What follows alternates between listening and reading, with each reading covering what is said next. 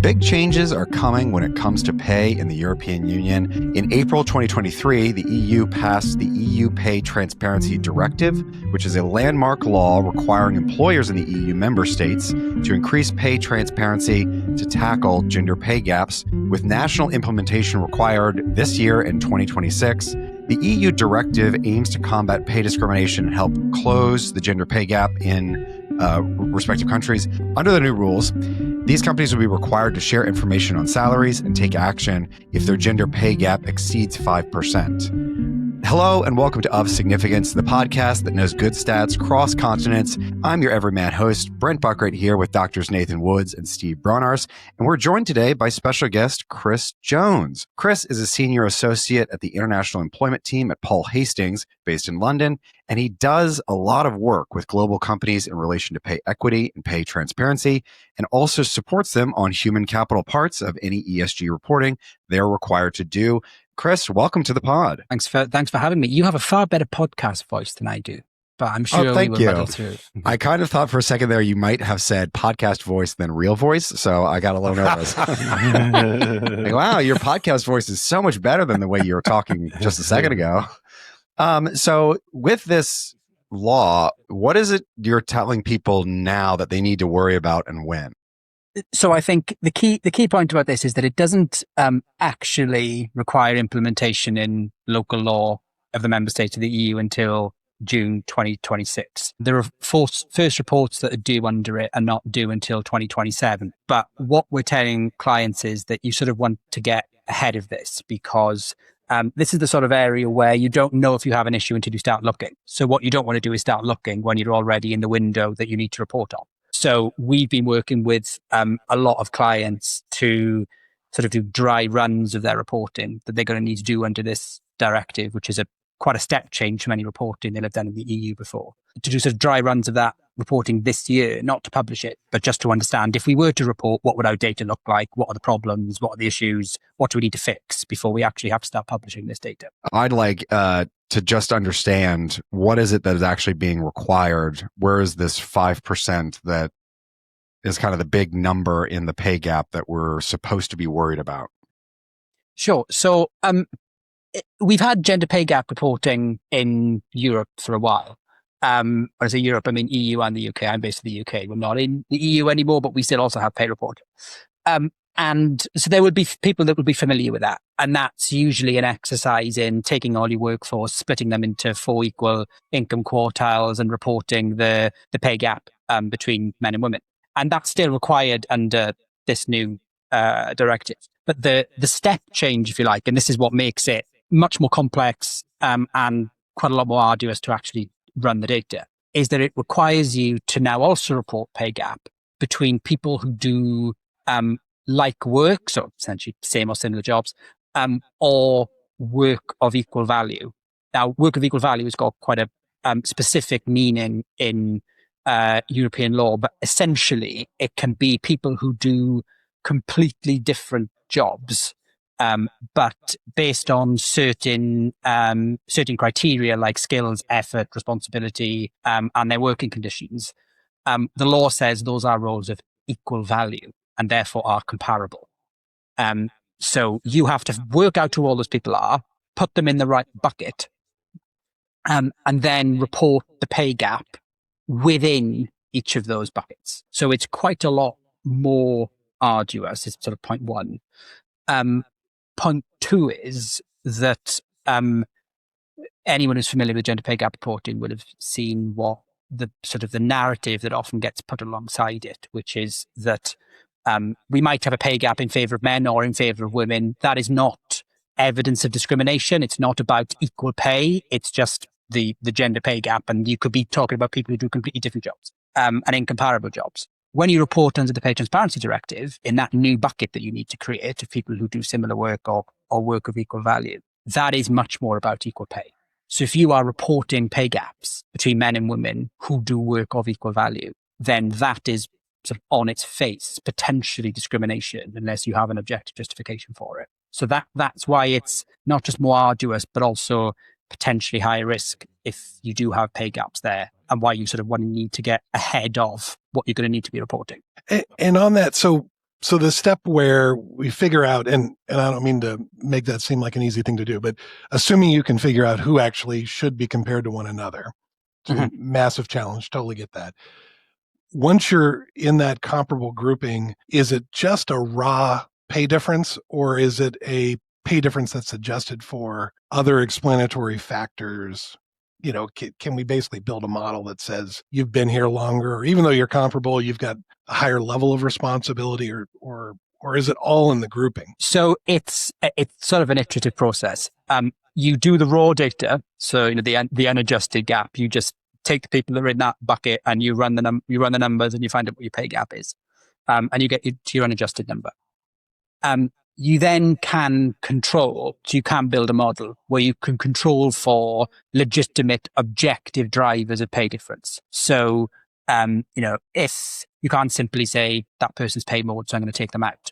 But if there are legitimate objective differences like performance, for example, tenure, that sort of thing, those things that are you would legitimately pay someone more or less for, then you can control for those things. And it's only if this isn't the language the directive uses, but talking in language that we understand, it's only if your adjusted pay gap, so i.e. your pay gap taking into account those objective drivers of pay difference, it's only if that objective gap is more than 5% that you have to fix it. And what the law essentially says is if you have an adjusted gap that's more than 5%, you are required to close it to 5%. So, and thinking about the pay for equal value of work, I assume there isn't some massive table that's been given out that shows here's all the jobs you could possibly have, and on a row, here are all the jobs that are comparable. How is it decided what is the work that is of equal value? I mean, presumably there's some. I would love there to be such a table. If there is such a table, I would love to see we can make that happen for you. Yeah. We could make a table for sure. But like presumably when an employer is thinking about the value of an employee, there is a bunch of different factors that go into how revenue is created, how maintenance of different workers occurs, to the logistics of running an operation that, it seems like it's a very intractable thing to sort out. What is the expectation on how that is done? So I think there's 2 points to make here. I think the first one is that before this directive, that question, that concept of equal value had existed in EU law for years. But it only ever really became an issue when it was litigated. So when someone brought an equal pay claim. And what we've seen in the UK, which is actually, strangely, where we've seen the vast majority of equal pay litigation in Europe, what we've seen in the UK is that there is litigation that goes on for years about what is work of equal value. And ultimately, it ends up being a decision for the judge it's the employment tribunal in the UK, but essentially ends up being a decision for a judge as to what is work of equal value. So now requiring the employer to do that analysis, which used to take a judge years, is quite a significant step change. And one of the challenges that we have been working with clients on is how do you even begin to do that? Where do you start? Particularly when you're a massive organization with tens of thousands of employees, sort of where do you begin? In those scenarios, to my mind at least, people may disagree with me, but to my mind at least, the only logical place to begin is your existing pay grade boundaries. As an employer, many of our clients, particularly global ones, particularly large employers, will have an existing pay grade structure. Some are more detailed and sophisticated than others, but broadly speaking, there will be band 1 to band 10 or whatever it is you want to call it. And an employer will have a view and some criteria as to what job sits into what band. And that's sort of what we're looking at here. And when you actually get under the skin of an employer's pay band, you tend to find that there are people in there who do very, very different jobs, but the employer has come to the conclusion that they are a band 6. You can't necessarily just stop there. You need to sort of kick the tires on those grade boundaries to make sure that they are right. But just from a practical perspective, that's the logical place to start. So you start with the working assumption that the people in your organization who do work of equal value are the people who are in the same broad pay bands.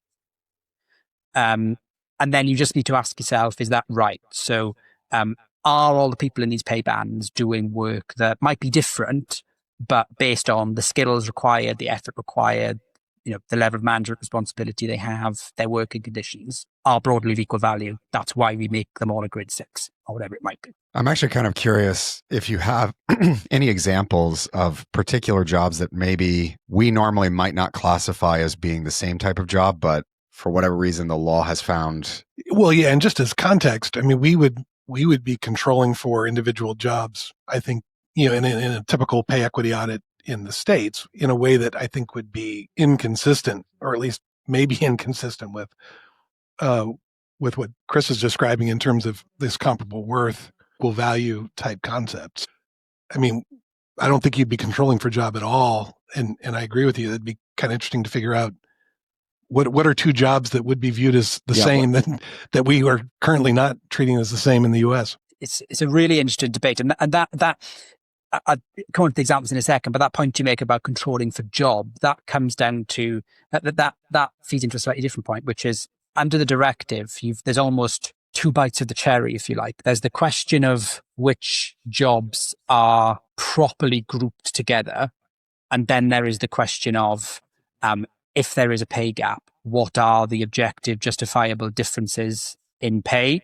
So to your point there around that you're controlling for job, in the way the directive works, you wouldn't control for job. What you would do is make sure the jobs are properly grouped in the first place. So you couldn't if you group them in the first place, you get a pay gap. You couldn't then control for job. You need to factor that in earlier on to make sure you're only grouping people who are genuinely comparable. And then you control for things like performance, market forces, that sort of thing, as to why their pay is different. The point around examples, so the classic one in the UK is actually one of the things that's being litigated in the UK at the moment. And I keep using the UK as an example. The UK isn't caught by the Pay Transparency Directive, but its equal pay laws are drawn from the EU's equal pay laws, which use the same language as what the Pay Transparency Directive does. And it's where most of the litigation has been. So it's where most of sort of the learnings on this have come from.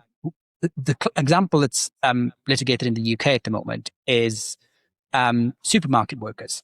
And you have individuals who work on the shop floor in the supermarket. So, helping customers, filling the shelves, serving on the checkouts, that sort of thing. Comparing themselves with individuals who work in distribution centres. So, those out-of-town centres where the wagons pull in and the pallets full of stock get filled up and then get taken out to the supermarkets. Now, historically, they've been paid differently for any number of reasons. But the litigation that is going through the UK courts at the moment has concluded that they are roles of equal value. Now, that only applies in a particular case to a particular supermarket, but that is a good example of how you can have jobs which are very different. One is working in a distribution centre on a forklift truck, moving pallets of stock around and loading pallets on a wagon. And then on the other side, you have somebody serving customers, serving on the checkouts, filling stock onto the shelves. A very different role in principle, but the law says they are of equal value when you consider the level of responsibility involved, the level of effort involved, the level of skills involved. The law says they are of equal value. And the implication of that in the litigation in the UK is that historically, generally speaking, distribution centre workers have been paid more. And so you are in a place where there is a potential claim by the shop floor worker for the difference in pay between themselves and the distribution centre worker. And that pay differential is exactly what the directive is getting at. It's that pay differential that the directive is requiring you to disclose. These jobs are so similar. By not grouping them together, you're, doing something that looks shady because, I know that you said taking into account the working conditions and you're working in a warehouse versus working in the retail outlet, whatever it is, supermarket or, lots of different retailers are going to have that same kind of thing. So to me, that's a little bit surprising that you would get that. And I think that, yeah, in the U.S., there's no doubt you'd see exactly the same thing, that the warehouse workers are going to get paid more. And I would presume it's because of the skills that are required and the working conditions. But I have no doubt that would be true relative to, in a lot of places, what the people working in the retail outlets themselves are getting. So that would be huge here, I think, if pay had to be kind of lined up between those two groups. That's the challenge. That's one of the challenges we're seeing, is that employers have never necessarily thought about pay quite like that. So employers, as you say, it's not about sort of shady practices or anything like that. It's employers that, genuinely not just think, but put a lot of effort, time, and frankly money into ensuring that they're paying people fairly and that they're paying people equitably. Even those can fall foul of this if they've never turned their minds to that equal value question. And even the retailers that have faced this in the UK they're not small fry employers. They're big national employers that have put a lot of money and effort into avoiding this sort of situation.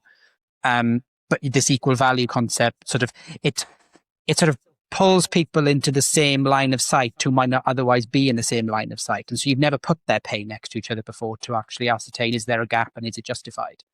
And that's the challenge with the directives. Well, just following up on that briefly, I mean, I think, as Steve pointed out, I think the way we would approach that here is, for sure, we would take into account that format and probably wouldn't be mixing people together in the same kind of model. Something that's maybe adjacent to that is location, right? So if the retail outlet is smack dab in the suburb and the distribution center is kind of further out in the sticks, is that something that you can take account of either in the initial grouping of people who are comparable or as a control factor once you've grouped them? It's something to consider at both sides of the equation. The one where it comes up the most often is that you control for it at the end, and you usually control for it, providing you can justify why the location makes a difference. So it's not just the location; it's why is the location driving a pay difference? So it could be market forces, for example. It could be, to take the supermarket example a bit further forward, in the distribution center, that distribution center for this supermarket is located next to multiple other distribution centers for multiple other companies. And they have to pay a certain amount of money to ensure that they get the staff, and the distribution center across the road doesn't get the staff. So there's market forces which drive the pay difference. You can control for that. That's legitimate, but you do need to ask yourself that question. So it's not necessarily just, there's a location difference. It's, there's a location difference, and this is why it impacts pay. Yeah, very interesting. It does seem a little bit weird to me that you could be a supermarket employer and say, hey, if I looked around at all of the other supermarkets, I know that the allegation is against me specifically, but if you look at all supermarkets, warehouse workers are getting paid more. It is a revealed statistic that for whatever reason, everyone is agreeing to do the same thing. There's some underlying market force there that's driving the prices to be different, despite the fact that a judge has now said that these two kind of jobs are the same. I'm assuming there's not really an ability to take credit for that because that's the allegation. But what leeway does making a market force based claim offer an employer? It is a tricky one because you're right. You do run up against that counter argument, and actually we're seeing that play out in the UK at the moment because in the UK, lots of supermarkets are now facing these claims. There was one, and now there are multiple. Exactly to your point, it's an industry-wide phenomenon, trend, whatever it is you want to call it. The fact that it's an industry-wide trend stroke phenomenon is not itself a defense. And that's why we're seeing claims against lots of the big supermarkets in the UK now. Yes, as an economist, I have to jump in here and say, I don't think you're going to lower the pay if you're one of these big chains in the warehouses, distribution centers. That means you're going to have to bring up the pay. It's just going to mean more self-checkout, fewer jobs. It just makes it more expensive. Now, for supermarkets, maybe there's not as much ordering online, but we've seen in the U.S. this big switch to people just buying directly, from the from the warehouse and having it shipped to, and not even having the retail outlets. So it seems like that's where it's going to be headed if that were true. So that's just kind of not a legal point, but just an economics point.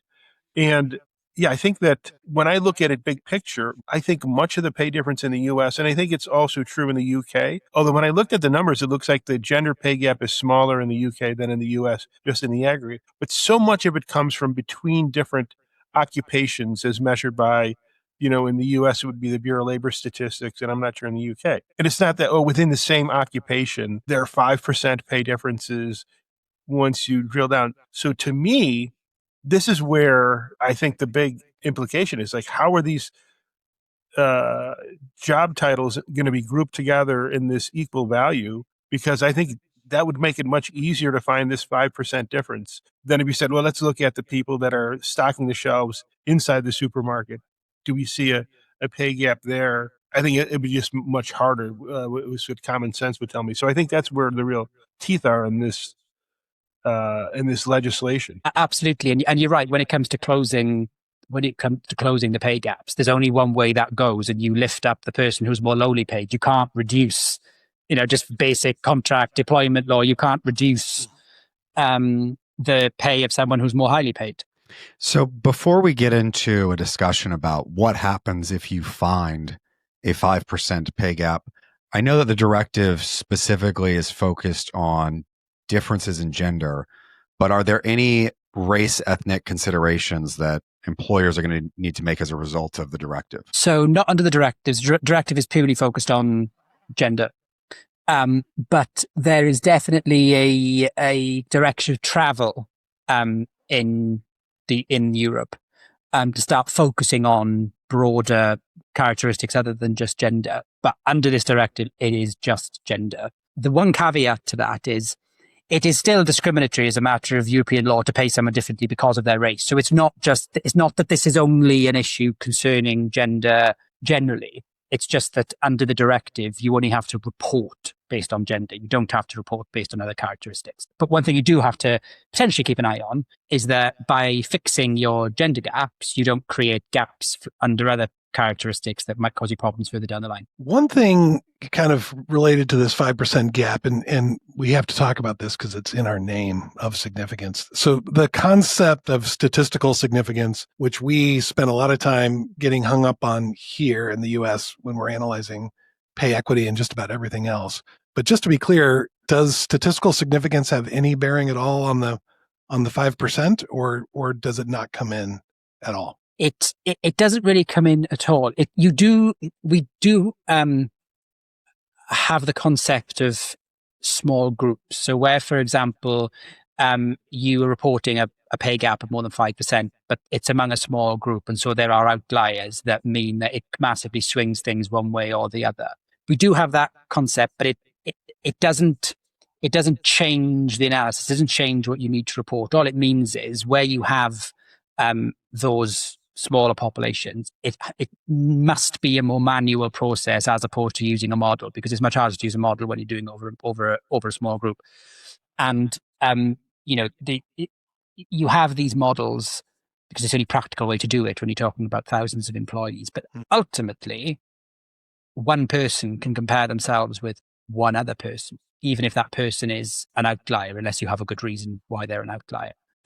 So that sort of statistical significance point doesn't necessarily come into it. Okay.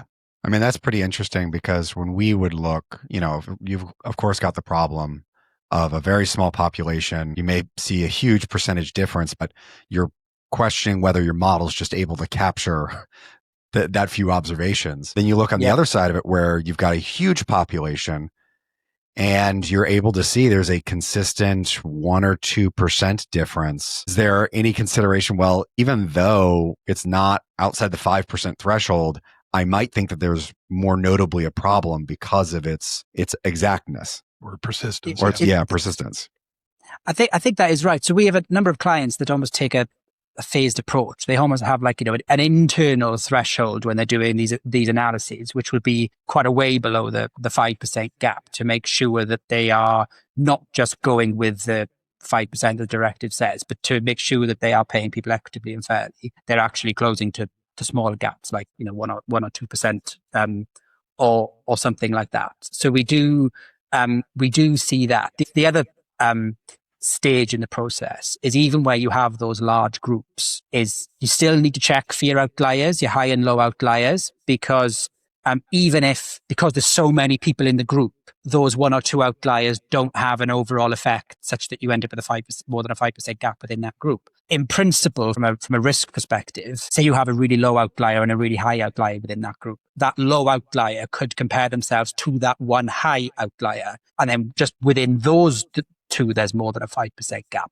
That isn't necessarily something that you're reporting for the Pay Transparency Directive, but it is something that in principle would be actionable. So what we've seen is employers sort of go through the motions of running the model, closing the gaps, and then as a last check, doing that final check for outliers, just to make sure that even though we don't have a 5% gap, there might be 1 or 2 that actually we do still need to adjust. Well, I mean, that makes a ton of sense just from our standpoint. When we are looking at those outliers, which we do a lot of, that's part of revisiting the original point about have we grouped these people properly? Because almost always the largest outliers, there's some story, there's something different. Maybe they are in the wrong pay grade. Maybe they're not really comparable. And so moving them is what the ultimate outcome is, as opposed to adjusting them. But either way, Exactly. Investigating those seems pretty critically important. Exactly that. And that's what that's what we always say to clients do, is you find your outlier and you say, first of all, okay, what's the story? Why are they an outlier? And then when you know what the story is, you can say, right, is that because they're in the wrong group? Yes or no? If they're in the right group, it's that, well, why is their pay different? Is that a objectively justifiable reason why their pay is different?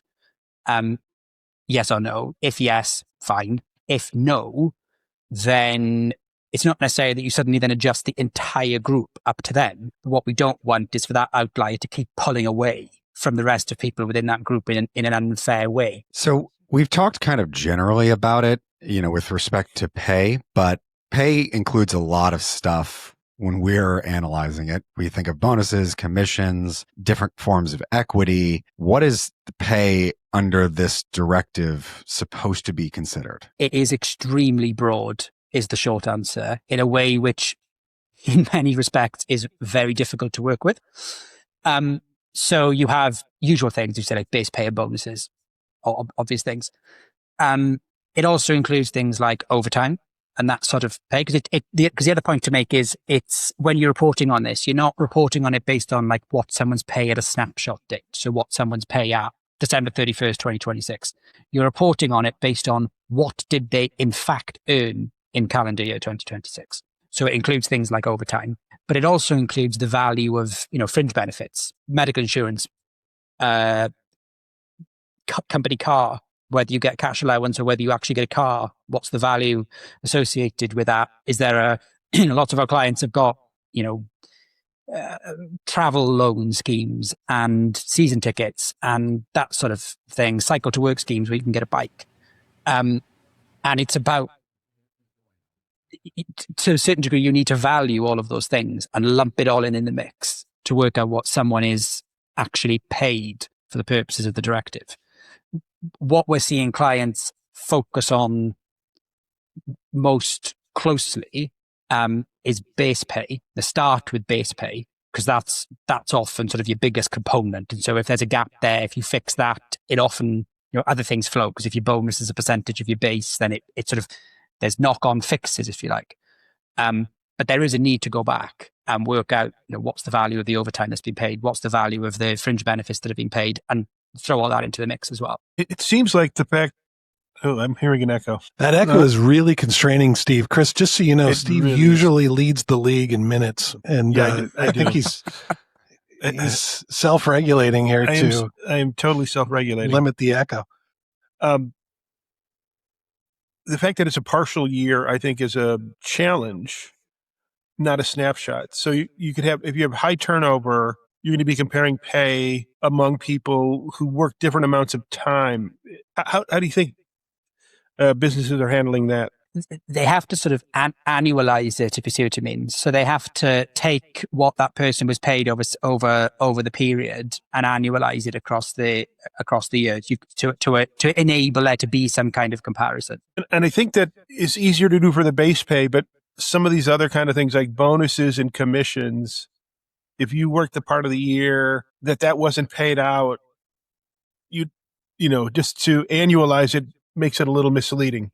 It does. So I think that there is a sort of how do I describe it? Almost like a validation exercise that needs to be done after you've run your data to work out, are there actual anomalies in here that need to be accounted for? When I say accounted for, that's really broad. It could be pulled out. It could be annualized. So you do have to have those there will be those anomalous cases that you need to account for. If you have a big enough group, then it often doesn't make a difference. If it is making a difference within a small group, then it's much harder to account for.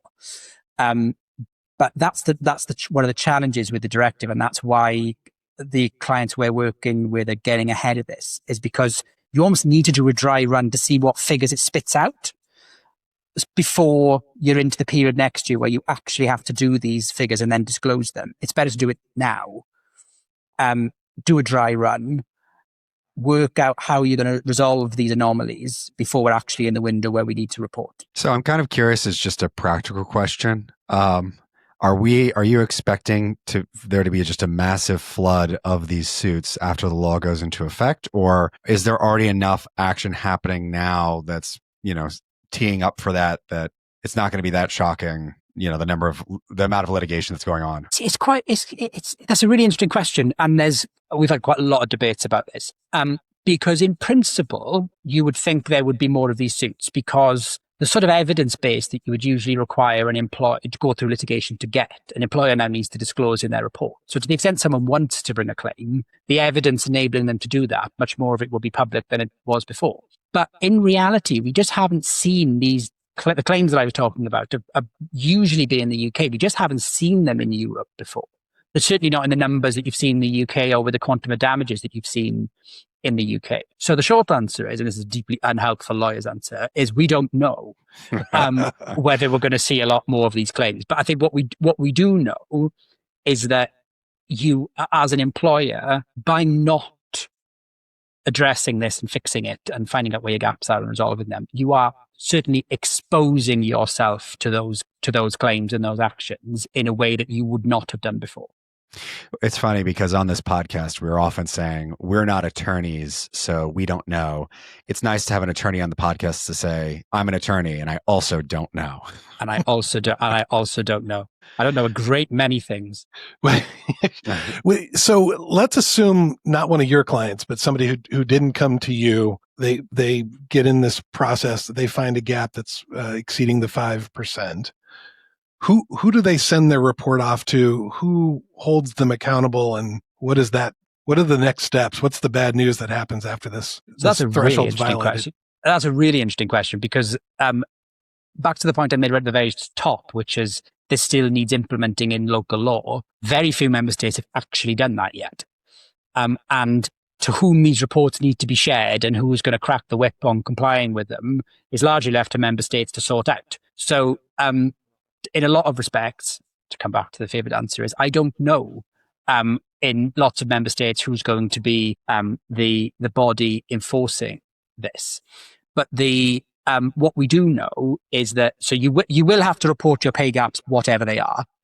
Even if they're less than 5%, you still report them. The 5% is relevant to the question of whether you need to fix that gap. So if you have a adjusted gap that's over 5%, you're required to fix it. You're also possibly required to go under a joint pay assessment, which essentially one could probably describe it colloquially as an audit with your works councils, your workers' reps, potentially the national regulatory body to sort of audit your pay practices. And I can't imagine that's a world that anybody wants to be in. So you need to disclose it. What the directive says in terms of sanctions and punishment, if you like, is that again, leaves it largely up to member states, but says in broad terms, there must be sanctions for failing to close gaps that are required to be closed. There must be remedies available, which would usually be suing for discrimination. But that those sanctions could and perhaps should include things like recurring financial penalties equivalent to the value of the pay gap until you close it. Or they could also include sanctions based on, percentage of turnover or something, percentage of payroll costs or something like that. There's quite a large discretion given to member states, but the clear intent of the directive is that there are sanctions and that they have teeth, which is why you don't want to be disclosing pay gaps over 5% that you're not fixing.